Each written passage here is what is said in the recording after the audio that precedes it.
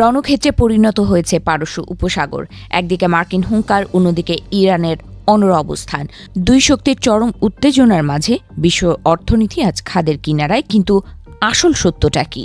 দীর্ঘ 2 মাসের অচলাবস্থা ভাঙতে অবশেষে সরাসরি সংঘাতে জড়ালো ওয়াশিংটন। মার্কিন প্রেসিডেন্ট ডোনাল্ড ট্রাম্পের নির্দেশে শুরু হয়েছে অপারেশন হরমুজ।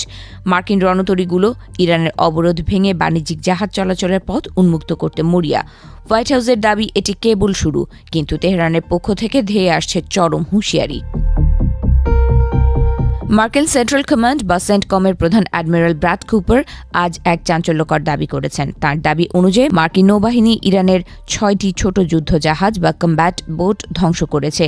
শুধু তাই নয়, মার্কিন যুদ্ধজাহাজ লক্ষ্য করে ধেয়ে আসা ড্রোন ও মিসাইলও মাঝ আকাশে রুখে দেওয়ার দাবি করেছে পেন্টাগন।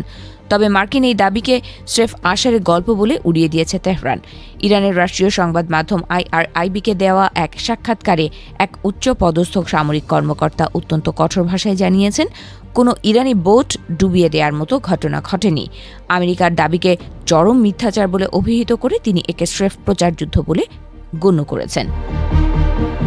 ইরান পরিষ্কার জানিয়ে দিয়েছে, ইরানের অনুমতি ছাড়া হরমুজ প্রণালীতে কোনো মাছি গলবার জো নেই। তেহরানের হুঙ্কার, যদি মার্কিন বা কোনো বাণিজ্যিক জাহাজ সমন্বয় ছাড়া এই জলসীমায় প্রবেশের চেষ্টা করে তবে তার পরিণতি হবে ভয়াবহ।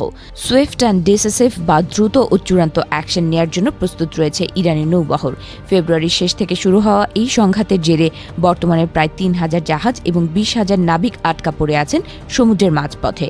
হরমুজ প্রণালী দিয়ে জ্বালানি তেল সরবরাহ বন্ধ থাকায় বিশ্ববাজারে তেলের দাম আকাশচুম্বী। মুদ্রাস্ফীতির চাপে পিষ্ট হচ্ছে সাধারণ মানুষ, আর বিশ্ব তাকিয়ে আছে এক অনিশ্চিত ভবিষ্যতের দিকে।